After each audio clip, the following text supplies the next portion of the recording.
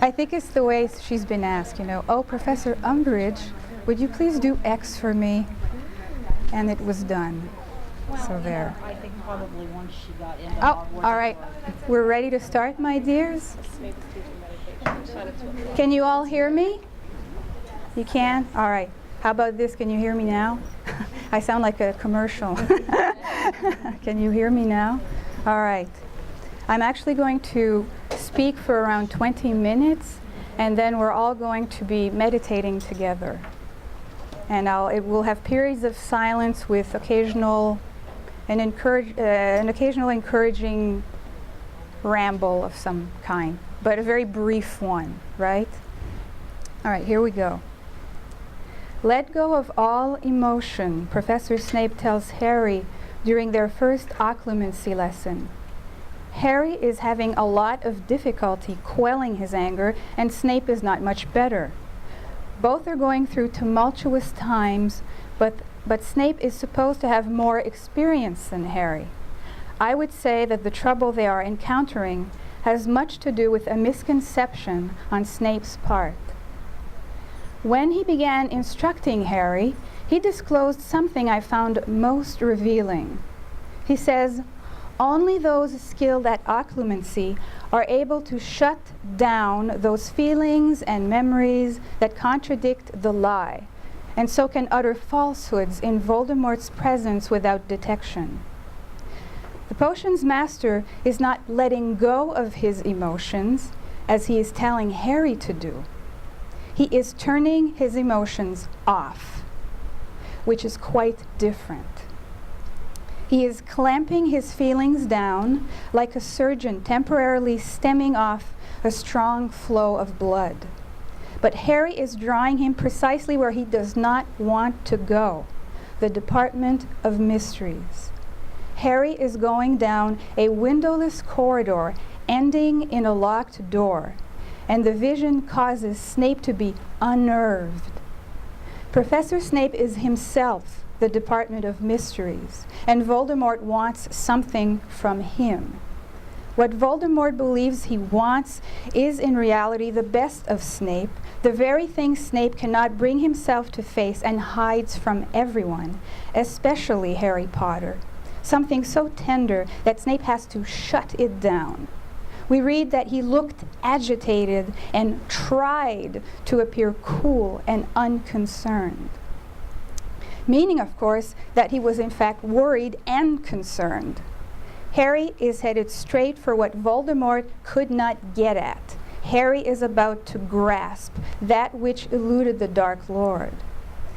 The boy who lived gets closer and closer to that locked door, and after he sees the potions master as a little boy, crying as he watched his parents shouting, Harry was hurtling along the corridor towards the Department of Mysteries, past the blank stone walls, past the torches. The plain black door was growing ever larger. He was moving so fast that he was going to collide with it. He was feet from it, and again he could see that chink of faint blue light. The door had flown open. He was through it at last, inside a black-walled, black-floored, circular room with blue-flamed candles, and there were more doors all around him. He needed to go on, but which door to take? It is during his very next lesson that Harry will open one of those inner doors inside Snape's mysterious heart. Snape had left him alone in his office, and suddenly Harry is distracted from his anger by an intriguing sight. He was at the office door when he saw it, a patch of shivering light dancing on the door frame. He stopped and stood looking at it, reminded of something. Then he remembered. It was a little like the lights he had seen in his dream last night, the lights in the second room he had walked through on his journey through the Department of Mysteries. He turned around. The light was coming from the pensive sitting on Snape's desk. Believing that he would find information about the Department of Mysteries that Snape was determined to keep from him, Harry dipped his wand into the silvery stuff inside the pensieve. The silver-white contents became transparent. It is at this point that the aloof potions master truly goes berserk. Upon discovering Harry witnessing the moment that split Snape right down the middle, and which he was still attempting to shut down, Snape shakes Harry so hard his glasses slip down his nose, making those green eyes all the more inescapable. Thus Snape threw Harry with him with all his might, and screamed at him to get out and never returned, and hurled a jar of dead cockroaches that exploded over Harry's head. It is worth noting that in dream symbolism, cockroaches signify matters that invade your life, and an aspect of yourself or your life situation that you consider as inferior or distasteful or that you judge as negative. As a totem animal, cockroaches are symbolic of tenacity and longevity and can symbolize the need for renewal, rejuvenation, and self-cleansing of your psychological, emotional, or spiritual being. And if you see that big slipper coming at you in an attempt to flatten you, just know that you have what's necessary to move quickly and change direction in a heartbeat. Without a doubt, Professor Snape exploded, showering the dungeons with his fears, pain, and unresolved emotions, and also showing in a dramatic fashion that his tenacious nature and willingness to change direction is his greatest strength. This is the art of meditation. If you will permit me to be a little facetious, I would like to compare Professor Snape to a tea bag filled with medicinal plants. His being was also like a mortar in which the dried herbs of awareness were placed, and his life was the pestle that ground them into the fine particles destined to infuse the warmth of his tears with his essential self. Something more than blood was leaking from Snape. Silvery blue, neither gas nor liquid. It gushed from his mouth and his ears and his eyes, and Harry knew what it was, but did not know what to do. The substance Professor Snape extracted from himself, Rowling tells us, was neither gas nor liquid. It was something that has no fixed volume and will expand under pressure, unlike a liquid, nor something that has a volume that remains constant or changes only slightly under pressure, unlike a gas. However, both share a similar property. They have no fixed shape and will take on the shape of the space available. This reminds me of words stated by Ajahn. I probably massacred his name just now. Really, in the end, there is neither atta nor anatta, self nor no self. For an enlightened being, there is neither self nor no self. Here, as he does so often, Professor Snape once again transcends defined categories and embodies something that is neither here nor there, nor in between, nor not in between. It is not surprising that his oiliness should be repeatedly emphasized. He cannot be grasped. He slips from one's hands. However, oil is used for anointing, perfuming, lubricating, illuminating, heating, a variety of beneficial things. The word itself is derived from the Greek word for olive, and a branch from the olive tree has been a symbol of peace since the 13th century. Can it be that not knowing is a source of healing and peace? This is the art of meditation. In Deathly Hallows Part 2, Nagini's attack on Professor Snape is much more dramatic and brutal than what is depicted in the book. The snake violently pounces on him again and again, streaking the windows behind the headmaster with blood. By the time a thoroughly shocked Harry kneels next to him a potent mixture of fluids is pouring from Snape. Blood, sweat, tears, poison, memories. It is at this point that he is fully infused with God and begins to have visions. To quote the Tao Te Ching, our true nature is like water. It doesn't decide whom to nurture and whom to avoid. It doesn't decide that some tasks are too distasteful. It just flows like a river to the ocean, nurturing everything in its path. This is the nature of Tao within all people. After a year of being scrutinized more fiercely than he ever had in his entire life, Snape's defenses finally give way, and what has been brewing within him was ready to be poured into a flask. And it was Harry who had helped him brew this particular potion. I imagine he would have earned top marks had he been graded for it. "You have your mother's eyes," Snape whispers in the film. Researchers are discovering that a protein in certain types of snake venom prevent cancer cells from spreading by attaching to adjacent cells. It could be said that the venom diluted in Snape's body resulted in a new compound producing the wholeness of love, the opposite of what Voldemort was set upon, namely the false growth of cancerous division. Professor Snape no longer saw Lily and Harry as being apart from each other. They had been reunited. I would suggest that this revelation was the offspring of his own inner reunification. He did not need to project his feelings of inadequacy upon others anymore, because he had at last accepted harboring such feelings about himself.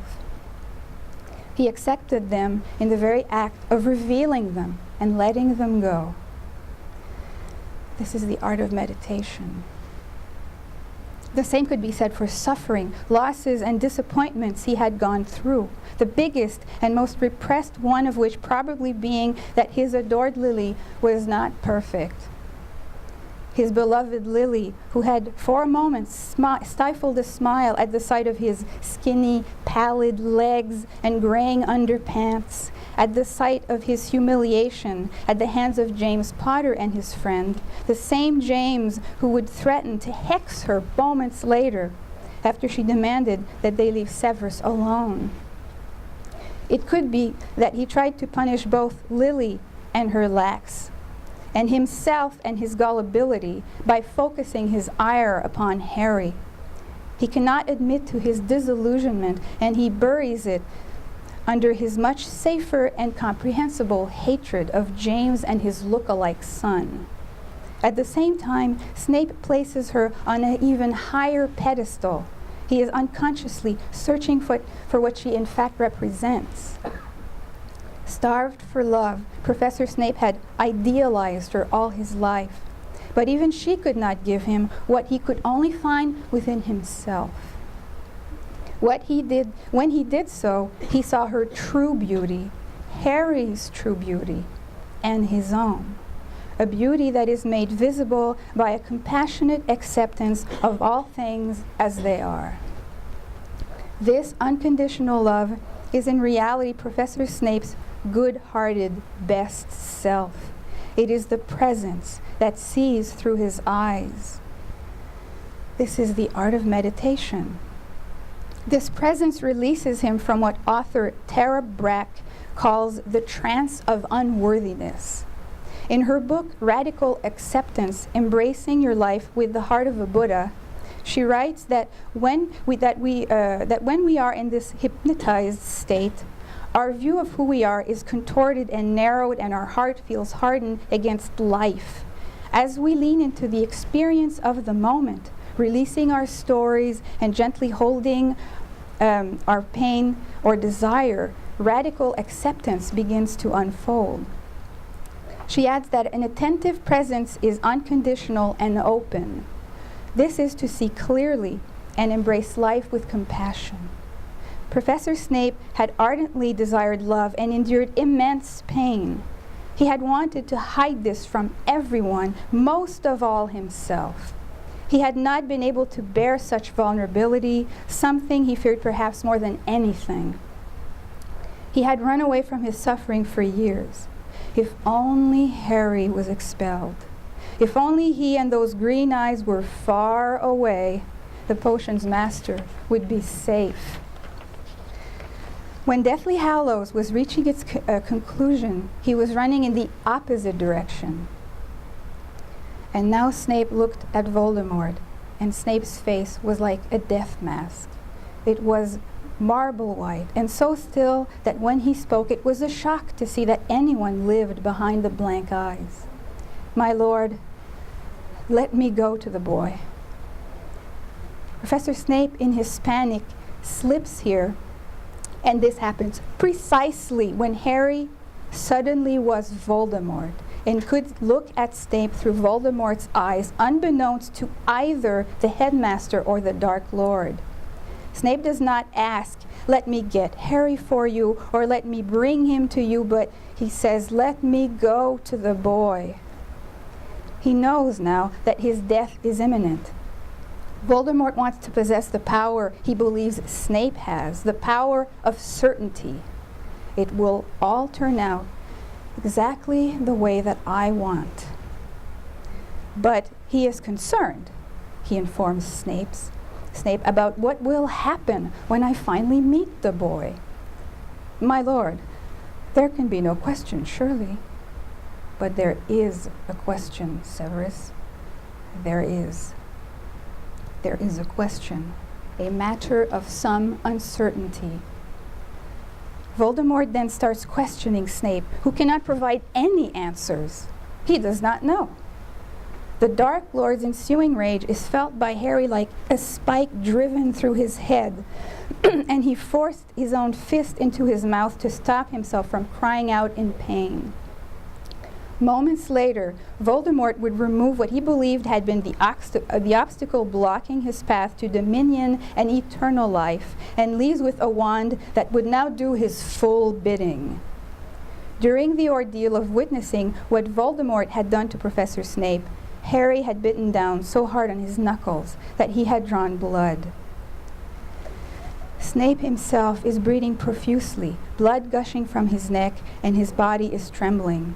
He had succeeded in keeping Harry hidden in his mind away from Voldemort, like buried treasure. Professor Snape truly was the place where everything is hidden. The room of requirement Harry had desperately called for, and where he found one of the last Horcruxes, which he remembered because its location was connected to Snape's secreted copy of advanced potion making. Deeper and deeper into the labyrinth he went. His breath was loud in his ears, and then his very soul seemed to shiver. There it was, right ahead, the blistered old cupboard in which he had hidden his old potions book, and on top of it, the pock-marked stone warlock wearing a dusty old wig and what looked like an ancient, discolored tiara.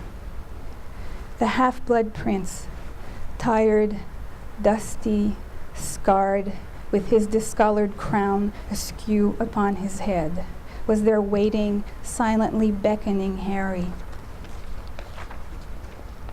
Then came the snake, and Harry discovered where it was by entering Voldemort's head. As it turned out, the Dark Lord needed something to. "Go and fetch Snape," he commanded Lucius Malfoy. All of which led Harry to what he required and what was required of him. There was so much he had not known. Still more unknowns lay ahead. The difference was that he now trusted Professor Snape, who had flown like a river to the ocean. Recounting an especially challenging time in her life, the author of Radical Acceptance could have been speaking for Snape. "As I opened to the pain without resisting it, everything in my experience softened and became more fluid. It is this fluidity that enables us to change our shape, as it were, and not be trapped in our perceptions of ourselves and thus of others.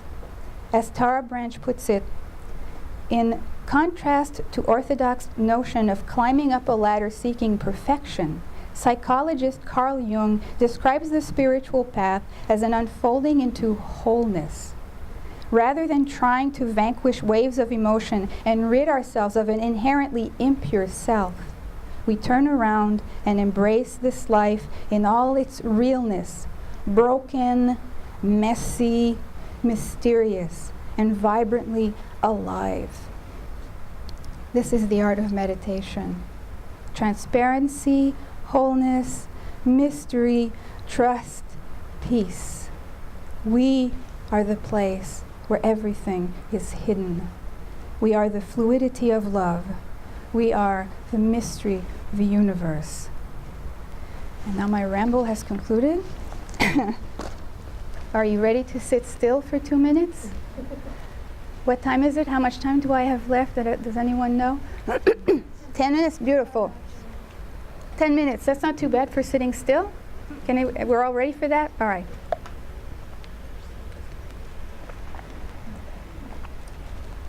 And I will, I hesitate to say the word guide because honestly, I don't know what I'm doing. I will accompany you and we'll all meditate together. So first I will strike this singing bowl. You can close your eyes if you want. You can look at me. You can do whatever you want, right? And this will just bring us into the present moment.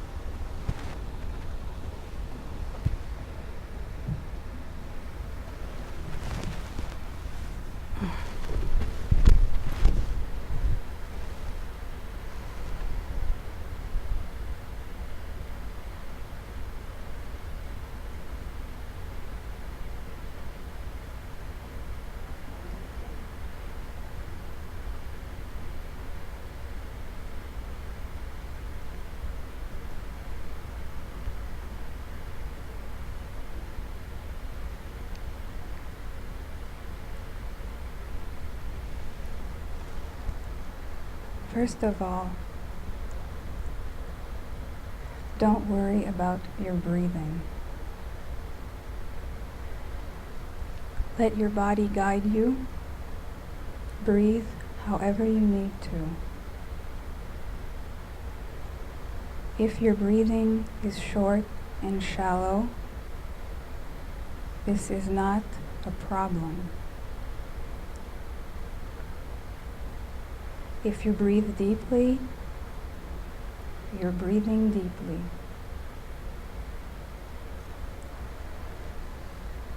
The breathing will ease into a natural pattern as you relax.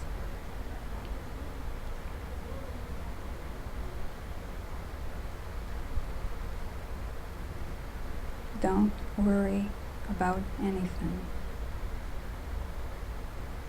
And even if you find that your thoughts are full of worries, this is not a problem. Observe your thoughts as though you were outside looking in and noticing thoughts floating like leaves on a stream. Watch them swirl. Watch them flow past you.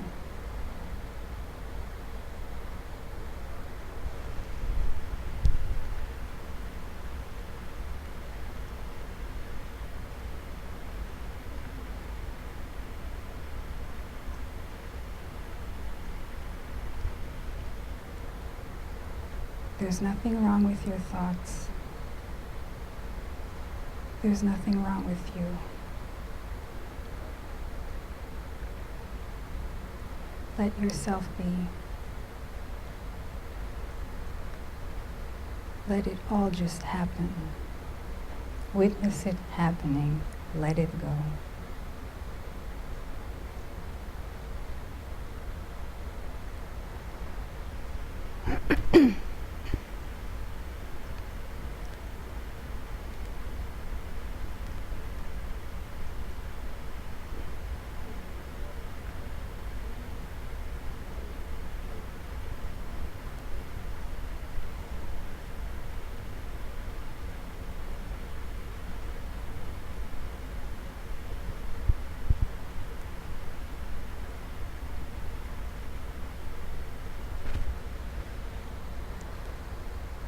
Please remember that there is no such thing as a good meditation, and there is no such thing as a bad meditation. Let go of expectations and sit quietly. That is all we are doing. There is no goal. There is no reward. We are only sitting. We are only being. There are no demands on you. No demands. And you will find that peace comes by letting yourself be. You're fine exactly the way that you are, experiencing this moment, experiencing this life. You are a beautiful manifestation of the one and the all in all. All your experiences are a cry of joy from life experiencing itself through you, a gift.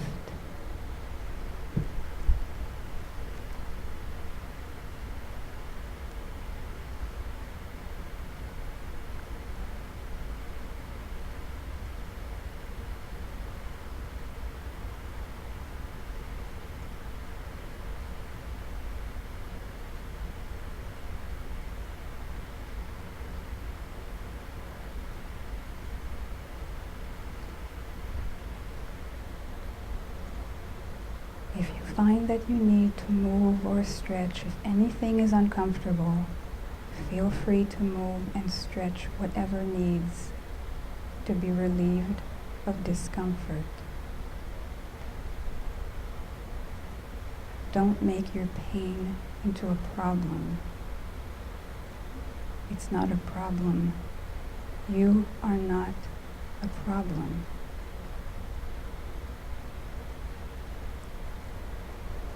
I can sit still like this for a long time because I've done this for a while. It's not progress. It just unfolds naturally, like a flower opening to the sun. There's no praise in this. It just is.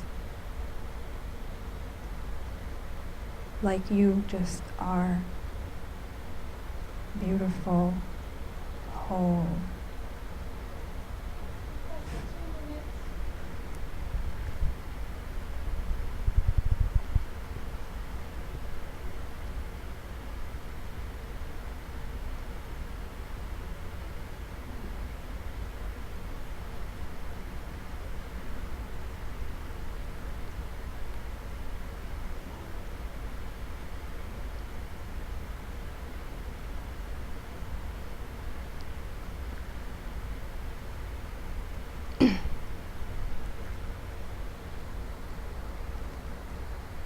May I be at peace. May I be well. May I be free. May you be at peace. May you be well. May you be free.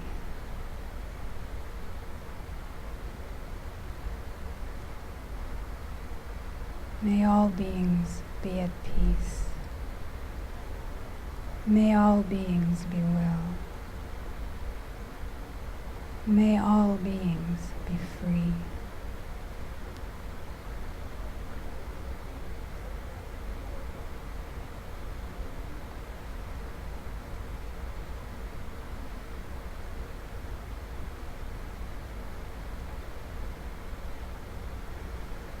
Hum tare tu re soha.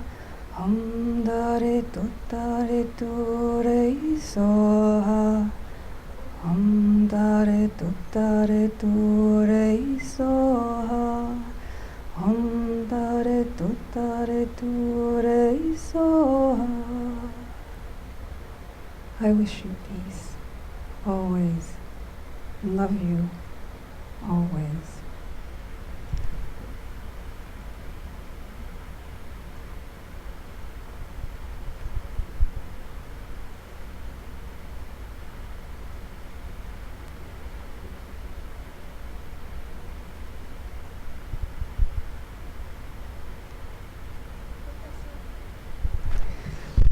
Thank you so much, my dears. We're done. Thank you for being here. Thank you very much.